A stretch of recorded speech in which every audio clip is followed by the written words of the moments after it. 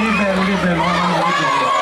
È sempre emozionante trovare tanta gente, sono felicissimo e onorato di trovarli qui.